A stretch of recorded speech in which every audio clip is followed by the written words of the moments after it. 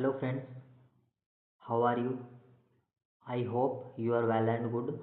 First of all of you welcome in my YouTube channel. आज की इस video के अंदर हम प्रायिकता का एक टॉपिक है पासा, जिसे हम डाइस कहते हैं, उसे कंप्लीट करेंगे। ठीक है, और उससे रिलेटेड जो भी इम्पोर्टेंट क्वेश्चन है वो भी हम यहाँ पे करेंगे, और जो प्रीवियस ईयर एग्ज़ाम के अंदर पासे से रिलेटेड जो भी क्वेश्चंस पूछे गए हैं उसको भी हम यहाँ पे करेंगे। ओके, आप में से किसी ने भी प्रायिकता क्या होती है और जो सिक्का है वो टॉपिक मैंने ऑलरेडी करवा दिया है। यदि आप में से किसी ने भी उसे नहीं देखा है तो सबसे पहले आप उससे कंप्लीट कीजिए, क्योंकि उसमें मैंने इससे पहले जो वीडियो आई थी उसमें मैंने प्रायिकता क्या होती है वो कंप्लीट करवाया है, और जो सिक्का टॉपिक है उससे रिलेटेड यानी जो भी क्वेश्चंस थे और जो प्रीवियस ईयर एग्ज़ाम में पूछे गए क्वेश्चन थे वो मैंने ऑलरेडी कंप्लीट करवा दिया है, तो आप उसको ज़रूर देखें। आफ्टर दैट इस वीडियो पे आप आएँ। ओके, तो ज़्यादा टाइम न वेस्ट करते हुए हम स्टार्ट करते हैं। ठीक है, लेट्स स्टार्ट। तो देखिए, सबसे पहले हमें ये पता होना चाहिए कि पासा होता क्या है। जनरली क्या होता है कि पासा इस टाइप का होता है, आपने देखा भी होगा जब हम जो गेम्स वगैरह होते हैं कुछ, वहाँ पे इस पासे का यूज़ हम जनरली करते हैं। ठीक है, और पासे से रिलेटेड आपके सामने दो प्रकार के क्वेश्चन पूछे जाएंगे। ठीक है, पहला ये कि जब किसी पासे को हम एक बार फेंकते हैं, और दूसरा ये कि जब किसी पासे को दो बार फेंकते हैं। ठीक है, तो सबसे पहले हम किसी पासे को एक बार जब फेंका जाता है वो कंप्लीट करते हैं। देखिए, जनरली आप हमेशा याद रखना कि एक पासा होता है ना, उस पे एक से लेकर कुल 6 अंक होते हैं। जैसे कि यहाँ पे आप यहाँ पे एक इमेज है, इसमें दिखाई दे रहा होगा, जैसे कि यहाँ पे 4 है, यहाँ पे 3 है, यहाँ पे 2 है, इसके अलावा 1, 5 और 6 जो कि इसके पीछे होते हैं। ठीक है, एक पासे को जब एक बार फेंकते हैं ना तो कुल जो परिणाम बनेंगे वो 6 बनेंगे। 1, 2, 3, 4, 5, 6, यानी एक पासे को जब आप फेंकते हो सकता है उस पर 1 आ जाए, 2 आ जाए, 3 आ जाए, 4 आ जाए, 5 आए, 6 आए, यानी 6 से ज़्यादा कोई अंक वहाँ पे नहीं आ सकता। तो ये बात क्लियर है कि कुल जो परिणाम बनेंगे वो हमेशा 6 बनेंगे। तो अब एक उदाहरण है, उदाहरण नंबर 3। मान लीजिए कि हम एक पासे को एक बार फेंकते हैं, और पहला इसमें है कि 4 से बड़ी संख्या प्राप्त होने की प्रायिकता ज्ञात कीजिए, और सेकंड है कि 4 से छोटी या उसके बराबर संख्या प्राप्त होने की प्रायिकता ज्ञात करनी है। जैसा कि हमने पहले भी किए हैं क्वेश्चन, तो हमने सबसे पहले वहाँ पे क्या ज्ञात करते हैं, कुल परिणाम। एक पासे को जब एक बार फेंका जाता है तो कुल परिणाम 6 आएंगे, और कौन कौन से आएंगे, 1, 2, 3, 4, 5, 6, यानी कुल परिणाम 6 हो गए। ठीक है, और इसके बाद इसने पहला पूछा है कि 4 से बड़ी संख्या प्राप्त होने की प्रायिकता। 4 से बड़ी संख्या प्राप्त होने के अनुकूल परिणाम कितने होंगे वो आप देख लीजिए। तो मैं यहाँ पे लिख देता हूँ अनुकूल परिणाम। अनुकूल परिणाम कौन कौन से होंगे, इसने कहा कि 4 से बड़ी संख्या, 4 से बड़ी मतलब या तो 5 आ सकती है या फिर 6 आ सकती है, यानी दो ही वो संख्याएं बनेंगी, 5 और 6, यानी जो अनुकूल परिणाम आ गए वो हमारे कितने आ गए, 2। तो प्रायिकता PE बराबर अनुकूल परिणाम बट्टा कुल परिणाम होता है। हमें यहाँ पे प्रायिकता का सूत्र ज़रूर लिखना है जब आप इसे एग्ज़ाम के अंदर क्वेश्चन को सॉल्व करोगे। अनुकूल परिणाम 2 है हमारे सामने, और कुल परिणाम 6। इसको आप जब काटोगे तो आपका आंसर आएगा 1/3। ठीक है, और इसी प्रकार यहाँ पे इसने सेकंड का है कि 4 से छोटी या उसके बराबर संख्या प्राप्त होने की प्रायिकता ज्ञात करनी है। 4 से छोटी उसके बराबर संख्या प्राप्त देख लीजिए कि 4 से छोटी या 4 से बराबर संख्याएं कौन कौन सी हैं। 4 से छोटी 1 है, 2 है, 3 है, और 4 भी हमें लेना है, क्योंकि इसने कहा है कि उसके बराबर, यानी जो अनुकूल परिणाम है हमारे सामने, जो हमारे अनुकूल परिणाम है वो कितने हैं, 1 हो सकता है, 2 हो सकता है, 3 हो सकता है, 4 हो सकता है, यानी अनुकूल परिणाम टोटल कितने आ गए, 4। तो प्रायिकता बराबर PE 4/6। इसको काटोगे तो आपका आ जाएगा 2/3। 3। ठीक है, तो आई होप आपको ये क्वेश्चन अच्छे तरीके से समझ आ गया होगा। आपने एक बार फिर से इसे रिपीट करना है तो आपको अच्छे तरीके से ये क्लियर हो जाएगा। ओके, यहाँ पे क्वेश्चन है क्वेश्चन नंबर 13, जिसमें कह रहा है कि एक पासे को एक बार फेंका जाता है तो निम्नलिखित प्राप्त करने की प्रायिकता ज्ञात कीजिए। फर्स्ट हमें बताना है कि अभाज्य संख्या हो वो, सेकंड 2 या 6 के बीच कोई भी संख्या हो, थर्ड एक विषम संख्या हो। तो सबसे पहले तो हम कुल परिणाम लिखेंगे। तो कुल परिणाम तो हमें पता है कि 6 होते हैं। कुल परिणाम 6 होते हैं और कौन कौन से होते हैं? 1 2 3 4 5 6। पहला इसने बोला है कि अभाज्य संख्या हो। अभाज्य संख्या के अनुकूल परिणाम देख लो। मैं यहाँ पे शॉर्ट में लिख रहा हूँ अनुकूल परिणाम, जैसे कि अनुकूल परिणाम हो गए। यहाँ पे एक अभाज्य संख्या वो होती है जिसके अंदर खुद का या फिर एक इसके अलावा और किसी का भी भाग न जाए, उसे कहते हैं हम प्राइम नंबर या फिर एक अभाज्य संख्या बोलते हैं। जैसे कि यहाँ पे देखा जाए तो 2 एक अभाज्य संख्या है, 3 भी अभाज्य संख्या है, 5 भी अभाज्य संख्या है। 2 3 और 5, यानी जो अनुकूल परिणाम आ गए वो 3 आ गए। और प्रायिकता बराबर, मैं यहाँ पे डायरेक्ट प्रायिकता निकाल रहा हूँ, किंतु आपको एग्ज़ाम के अंदर प्रायिकता का सूत्र लिखना है क्योंकि उसका भी आपको नंबर मिलता है। तो प्रायिकता बराबर अनुकूल परिणाम 3 बटा कुल परिणाम, आंसर आ गया हमारा 1/2। ठीक है, और आफ्टर दैट सेकंड इसने पूछा कि संख्या 2 और 6 के बीच कोई स्थित हो। 2 6 के बीच 3 संख्याएं हैं, 3 4 और 5। तो अनुकूल परिणाम 3 हो सकता है, 4 हो सकता है और 5 हो सकता है, यानी अनुकूल परिणाम 3 आ गया। तो प्रायिकता बराबर अनुकूल परिणाम 3 बटा कुल परिणाम 6, इसको काटोगे तो हमारा राइट आंसर आएगा 1/2। इसी प्रकार हम तीसरा निकालेंगे, जिसमें पूछा है कि एक विषम संख्या हो। तो उसको मैं यहाँ पे कर देता हूँ। तो इसके जो अनुकूल परिणाम होंगे, अब देखिए, एक विषम संख्या वो संख्या होती है जिसके अंदर 2 का भाग न जाए, उसको हम विषम संख्या बोलते हैं। तो एक पास से को एक बार फेंका जाएगा तो 1 से लेकर 6 कुल परिणाम होंगे।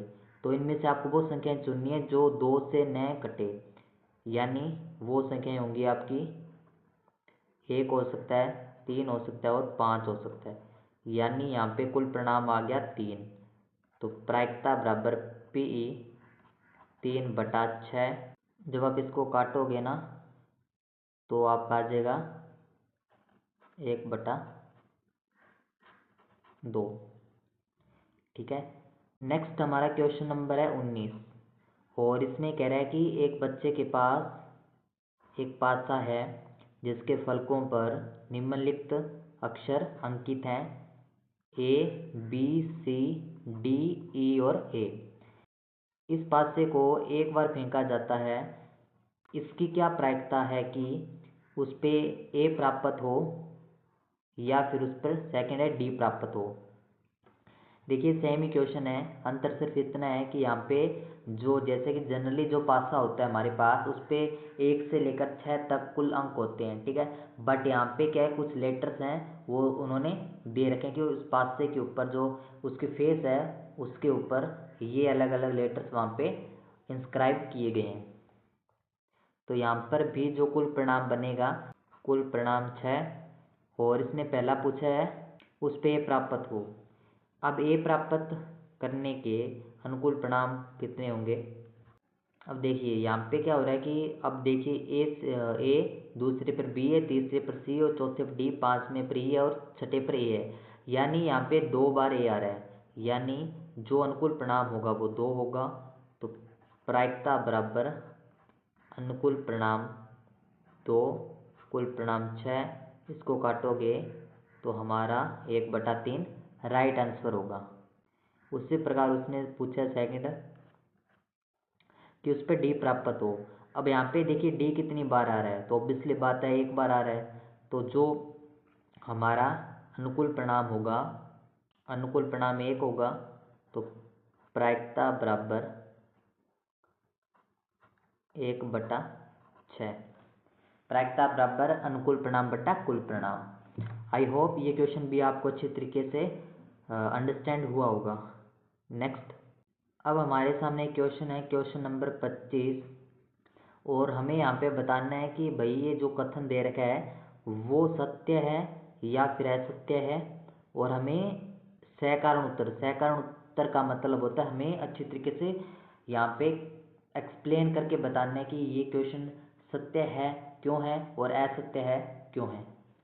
इसमें कह रहा है कि एक पासे को फेंका जाता है तो 2 संभावित परिणाम होंगे वहाँ पे, एक विषम संख्या होगी और या फिर एक सम संख्या होगी। एक विषम संख्या प्राप्त करने की प्रायिकता हमें बताना है कि 1/2 होगी। इसमें दे रखा है और हमें ये करके बताना है कि सत्य है या फिर असत्य है। सबसे पहले जैसे कि हमें पता है कि हमें कुल परिणाम लिखना होगा, 6 होगा, 1 2 3 4 5 और 6। अब इसने क्या है कि एक विषम संख्या प्राप्त करने की प्रायिकता, तो यहाँ पे मैं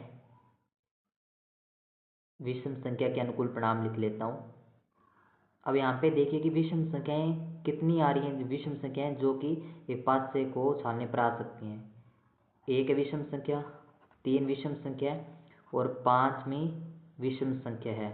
तो इस प्रकार जो हमारे अनुकूल परिणाम बने हैं वो 3 बन गए,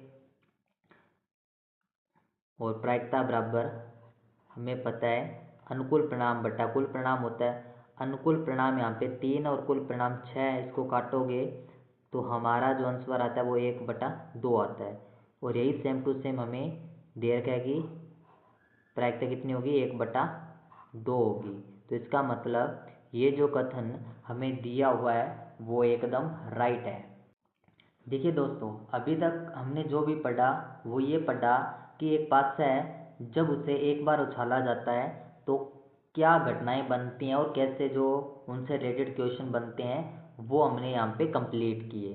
किंतु अब क्या होता है कि आपके सामने ऐसे क्वेश्चंस आएंगे कि जिसमें एक पासा है उसको आप 2 बार उछाल रहे हो, या फिर ऐसे कह सकता है वो कि 2 पासों को एक बार उछाला जाता है। तो उससे रिलेटेड आपसे वेरियस टाइप के क्वेश्चंस वहाँ पे पूछे जाएंगे। तो सबसे पहले हम ये पता लगाते हैं कि एक पासा है जब उसे 2 बार उछाला जाता है, जैसे कि एक पासा ये रहा और दूसरा पासा ये रहा, इस पर भी 6 अंक होते हैं और इस पर भी कुल 6 अंक होते हैं। जब एक पासे को 2 बार उछाला जाता है तो जो कुल परिणाम बनते हैं वो 36 बनते हैं। इसका एक सूत्र होता है हमेशा 6 की पावर n, यानी अभी हम यहाँ पे पासे को 2 बार उछाल रहे हैं तो इसका मतलब n का मान कितना होगा, 2 होगा, और n की पावर 2 यानी 36। अब ये 36 परिणाम किस प्रकार बनते हैं वो हम आगे यहाँ पे देखते हैं। अब देखिए दोस्तों, यहाँ पे एक पासा है नीला पासा और एक पासा है स्लेटी पासा। अब इनको उछालते हैं तो देखते हैं कि कुल परिणाम या फिर कुल संभावनाएं कितनी हो सकती हैं। ये बनाने के लिए आपको एक तरीका यूज़ करना है। आपको कुछ नहीं करना, आपको जब भी 2 पासों के एक बार फेंका जाता है तो कुल कितने प्रकार की संभावनाएं बन सकती है या कुल कितने परिणाम बन सकते हैं, इसके लिए आपको कुछ नहीं करना। जैसे कि इस तरीके से आपको यहाँ पे लिख लेना है, ठीक है, और फिर ऐसे 6 अंक लिख लेने हैं, ठीक है। और यहाँ पे क्या करना है आपको, जैसे कि इस तरफ आप बढ़ोगे पहली बार तो एक यहाँ पे फिक्स कर लो, यानी पहला जो पास है आपने फेंका उस पर फिक्स मान लेते हैं 1 आएगा। अब दूसरे पास से हो सकता है कि 1 आ जाए, 2 आ जाए, 3 आ जाए, 4 आ जाए, 5 आ जाए, 6 आ जाए, ठीक है। और फिर क्या करेंगे, हम पहले पास से पर यहाँ पे 2 फिक्स कर देते हैं और दूसरे पास से पर 1 आ सकता है, 2 आ सकता है, 3 आ सकता है, 4 आ सकता है, 5 आ सकता है और 6 आ सकता है। फिर हम ऐसे कर सकते हैं कि भाई पहला जो पासा है उस पर हम 3 फिक्स कर लेंगे, यानी 3 तो आएगा ही आएगा। और दूसरे पास से पर 1 आ सकता है, 2 आ सकता है, 3 आ सकता है, 4 आ सकता है, 5 आ सकता है और 6 आ सकता है। पहले पासे पे हम 4 यहाँ पे फिक्स कर लें, ठीक है। दूसरे पासे पर 1 हो सकता है, 2 आ सकता है, 3 आ सकता है, 4 आ सकता है, 5 आ सकता है और 6 आ सकता है। पहले पासे पर हम यहाँ पे 5 फिक्स कर लें, दूसरे पासे पर 1 आ सकता है, 2 आ सकता है, 3 आ सकता है, 4 आ सकता है, 5 आ सकता है और 6 आ सकता है। उसके बाद यदि हम पहले पासे पर यहाँ पे 6 को फिक्स कर दें तो दूसरे पासे पर 1 आ सकता है, 2 आ सकता है, 3 आ सकता है, 4 आ सकता है, 5 आ सकता है और 6 आ सकता है। इस तरीके से यदि आप इन सबको काउंट करोगे तो जो कुल परिणाम बनेंगे वो 36 बनेंगे, ठीक है। कोई ज़्यादा टफ नहीं है, आप इसको एक दो बार यदि करोगे तो आपको अच्छे तरीके से क्लियर हो जाएगा कि 36 परिणाम कैसे बनते हैं। अब इसी पर आधारित अलग अलग टाइप के आपसे क्वेश्चन पूछे जाएंगे, जैसे कि उदाहरण नंबर 13, एक स्लेटी पासे और एक नीले पासे को एक साथ फेंका जाता है, सभी संभावित परिणामों को लिखिए। इसकी क्या प्रायिकता है कि दोनों पासों की संख्याओं का योग 8 हो, 13 हो, 12 से छोटी या उसके बराबर हो। देखिए, इस टाइप का जब भी आपके सामने क्वेश्चन आए तो सबसे पहले आपको कुल परिणाम लिखने हैं, जो कि इस तरीके से यहाँ पे आपको बता दिया मैंने। कुल परिणाम बनेंगे वो 36 बनेंगे और इस तरीके से बनेंगे। अब इसने पहला कहा है कि हमें प्रायिकता ज्ञात करनी है कि दोनों पासे जो उन पे जो संख्याएं आ रही हैं उनके अंकों का जो योग है 8 होना चाहिए। ऐसी कितनी घटनाएं बन सकती हैं वो सबसे पहले हमें यहाँ पे पता करना होगा। तो यहाँ पे सबसे पहले मैं लिख देता हूँ कि योग 8 आने के अनुकूल परिणाम। अब यहाँ पे आप देखिए कि कौन कौन सी वो घटनाएं हैं जिनका जो योग है वो 8 बन सकता है। जैसे कि इस लाइन में मैं देखूँ तो कोई भी नहीं है। सेकंड लाइन में देखूँ तो 2 6 हो सकता है क्योंकि इनका योग 8 आ रहा है। एक तो ये हो सकता है। और इस लाइन में देखूँ तो यहाँ पे 3 5 हो सकता है। और यहाँ पे चौथी लाइन में देखें तो 4 4 हो सकता है। पांचवी लाइन में बात करें तो 5 3 हो सकता है। और लास्ट लाइन में देखें तो 6 2 हो सकता है। यानी योग 8 आने के ये कुल अनुकूल परिणाम हो गए 1 2 3 4 5। यानी कुल परिणाम कितने अनुकूल परिणाम हो गए 5। तो प्रायिकता बराबर अनुकूल परिणाम कितने हैं 5 और कुल परिणाम कितने हैं यहाँ पे 36। तो ये हमारी योग 8 आने की प्रायिकता होगी 5/36। उसी प्रकार सेकंड इसने क्या है कि योग 13 आ जाए। ये थोड़ा सा इंटरेस्टिंग पॉइंट है, ध्यान देना। अब देखिए दोस्तों, यहाँ पे एक चीज़ समझिए आप कि एक पासे पे अधिकतम अंक कितना होता है 6 होता है, ठीक है। अब मान लेते हैं कि पहला पासा है उस पर भी 6 आ जाए, ठीक है। और दूसरा जो पासा है उस पर भी मान लेते हैं 6 आ जाए। यानी यदि हम बात करें पहले पासे पे 6 आ जाए, दूसरे पासे पर भी 6 आ जाए और इन दोनों को यदि हम जोड़ें तो कुल जो योग आ रहा है हमारे सामने वो आ रहा है 12। यानी मैक्सिमम जो योग होता है वो 12 हो सकता है। बट यहाँ पर इसने पूछा है कि योग 13 आए, तो 13 आने के जो संभावनाएं बनेंगी वो तो 0 बनेंगी। यानी अनुकूल परिणाम बराबर कितने होंगे 0 होंगे, क्योंकि ऐसी एक भी घटना नहीं बनेगी जहाँ पे अंकों का योग कितना हो 13 हो। तो अनुकूल परिणाम 0, इसका मतलब प्रायिकता बराबर भी 0 होगी, क्योंकि अनुकूल परिणाम 0 बटा कुल परिणाम 36 बराबर कितना आ गया 0 आ गया। ये बहुत बढ़िया पॉइंट है और इस पॉइंट पे आधारित कई क्वेश्चन भी आपसे पूछे जाते हैं। अब थर्ड नंबर ये कह रहा है कि हमें प्रायिकता ज्ञात करनी है जो योग है वो 12 से छोटा हो या फिर उसके बराबर हो।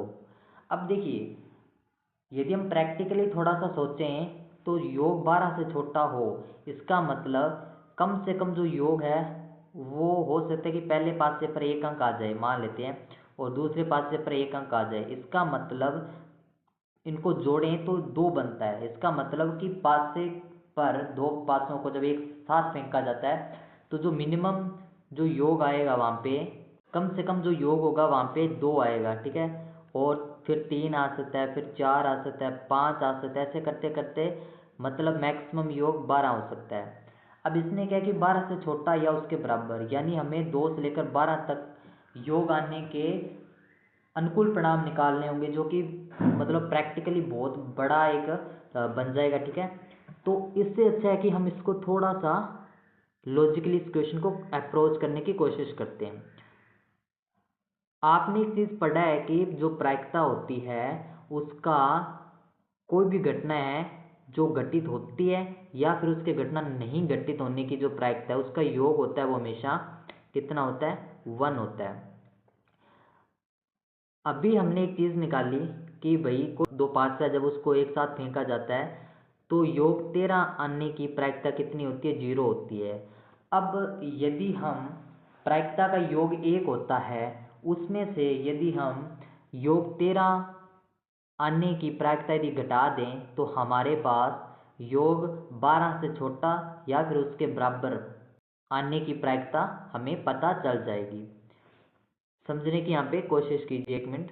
यहाँ पे ये समझिए कि भाई जो हमें P ज्ञात करना है और प्रायिकता का कुल योग 1 होता है, उसमें से हम क्या करते हैं कि भाई योग 13 आने की प्रायिकता हमने अभी निकाली थी, कितनी होती है, वो 0 होती है। ये माइनस करेंगे तो हमारे सामने आ जाएगा 1, जो कि हमारा राइट आंसर है। और यदि आप उसी तरीके से करना चाहो जैसे कि मैंने आपको बताया कि भाई योग 2 आने के आप अनुकूल परिणाम निकाल लो, 3 आने के निकाल लो, 4 आने के निकाल लो, ऐसे करते करते आप योग 12 आने तक के अनुकूल परिणाम निकाल लोगे तो कुल जो परिणाम अनुकूल परिणाम आएंगे आपके सामने वो 36 आ जाएंगे। कितने आएंगे, 36 आ जाएंगे। और हमारे सामने प्रायिकता सूत्र क्या होता है, अनुकूल परिणाम बटा कुल परिणाम। अनुकूल परिणाम 36 आ गया और कुल परिणाम कितना होता है, 36 होता है। इसको जब आप यहाँ पे कट करोगे तो हमारा आंसर आएगा 1। लेकिन इस तरीके से यदि आप जाओगे तो काफ़ी बड़ा ये क्वेश्चन बन जाएगा। इससे अच्छा है कि आप थोड़ा सा यहाँ पे लॉजिकली इस क्वेश्चन को अप्रोच करना। ओके, नेक्स्ट क्वेश्चन है हमारे सामने क्वेश्चन नंबर 24। इसमें कह रहा है कि एक पासे को 2 बार फेंका जाता है, इसकी क्या प्रायिकता है कि ऑप्शन क्वेश्चन नंबर फर्स्ट इसमें दे रखा है उन्होंने कि 5 किसी भी बार नहीं आएगा। सेकंड, 5 कम से कम एक बार आएगा। देखिए यहाँ पे एक पासा है उसको 2 बार फेंकते हैं तो कुल परिणाम यहाँ पे जो कुल परिणाम बनेंगे वो आपके 36 बनेंगे। और 36 किस प्रकार बनेंगे यहाँ पे मैंने अच्छी तरीके से लिख दिए हैं, ठीक है। जब भी बड़ा क्वेश्चन आपके सामने आए तो आपको हमेशा ध्यान रखना है कि वहाँ पे ये अनुकूल परिणाम आपको लिखने ही पड़ेंगे कि किस प्रकार से 36 अनुकूल परिणाम यहाँ पे बनते हैं। अब इसने पहला कहा है कि एक सेकेंड, इसने कहा कि 5 किसी भी बार नहीं आएगा। अभी आपको वो अनुकूल परिणाम निकालने हैं जिस पे 5 किसी भी बार नहीं आएगा। तो अनुकूल परिणाम बराबर 5 किसी भी बार नहीं आएगा, ऐसे आपको यहाँ पे घटनाएं देखनी है। एक बात यहाँ पे ध्यान देने की वो ये है कि यदि हमें ये निकालना है कि 5 किसी भी बार नहीं आएगा और इसके अनुकूल परिणाम पता करने हैं और इस इमेज के अंदर हम देखें तो बहुत ज़्यादा बन जाएगा, ठीक है। कि को काउंट करेंगे तो इक्वेशन काफ़ी बड़ा हो जाएगा। क्यों ना हम यहाँ पे थोड़ा सा लॉजिकली सोचें। इसने कहा कि 5 किसी भी बार नहीं आएगा। हम क्या करते हैं कि 5 के आने के 5 जो संख्या है उसके आने के अनुकूल परिणाम निकालकर उसकी 5 आने की प्रायिकता निकाल देते हैं और 1 में से उसे हम माइनस कर देंगे। हमारे पास आ जाएगा 5 के किसी भी बार नहीं आने की प्रायिकता हमारे सामने आ जाएगी। तो हम यहाँ पे निकालते हैं संख्या 5 के आने के अनुकूल परिणाम। के अनुकूल परिणाम कितने होंगे? 1 5, 2 5, 3 5, 4 5 और 5 5 भी आ सकता है, 6 5 और उसके बाद में 5 1, 5 2, 5 3, 5 4, 5 6। तो यहाँ पर आपको ये अनुकूल परिणाम लिखने होंगे, ठीक है। तो यहाँ पे कुल अनुकूल परिणाम कितने बन गए आप देख सकते हो कि 1 2 3 4 5 6 7 8 9 10 11, यानी अनुकूल परिणाम कितने हो गए? 11 हो गए। प्रायिकता बराबर अनुकूल परिणाम बटा कुल परिणाम। अनुकूल परिणाम 11 है, कुल परिणाम 36 है। ये तो आ गई 5 के आने के प्रायिकता हमने निकाल दिया, 11/36 होगा। बट हमें तो इसने ये पूछा कि 5 किसी भी बार नहीं आएगा। तो 5 किसी भी बार नहीं आने का मतलब है कि हमें 5 के आने की प्रायिकता को 1 में से घटाना होगा। और 5 के नहीं आने की प्रायिकता का मतलब है कि हमें PE बार ज्ञात करना है। और वो कैसे निकलेगा? 1 में से 11/36 आपको माइनस करना होगा यहाँ पे। 36 को 1 से मल्टीप्लाई करोगे तो यहाँ पे आ जाएगा आपका 36 - 11/36। 36 में से 11 गए 25/36। तो ये हमारा 5 के किसी भी बार नहीं आने की प्रायिकता आ गई। सेकंड इसने पूछा कि 5 कम से कम एक बार आएगा। अब देखिए 5 कम से कम एक बार आएगा, हो सकता है 2 बार भी आ जाए, किंतु ऐसी घटनाएं फाइंड आउट करनी है जिसमें 5 है वो कम से कम एक बार तो आए। देखिए ये सेम टू सेम यही क्वेश्चन है, सेम टू सेम यही क्वेश्चन है ये। जैसे कि हमने यहाँ पे क्या किया था कि 5 के आने के अनुकूल परिणाम कितने निकाले थे, यहाँ पे 11 हो गए, ठीक है। कुल परिणाम कितने? 36। तो ये हमारा राइट आंसर हो जाएगा, ठीक है। यहाँ पर एक बात को नोटिस करना कि मैंने ये वैसे तो ये बात मैंने आपको पहले भी बता दी है। यहाँ पे मैंने लिखा भी हुआ है कि एक पासे को 2 बार फेंकना और 2 पासों को एक साथ फेंकना एक ही प्रयोग माना जाता है। यानी 2 पासों को आप एक बार उछालते हो तब भी 36 परिणाम बनेंगे और एक पासे को 2 बार उछालते हो तो भी कुल 36 परिणाम ही बनते हैं।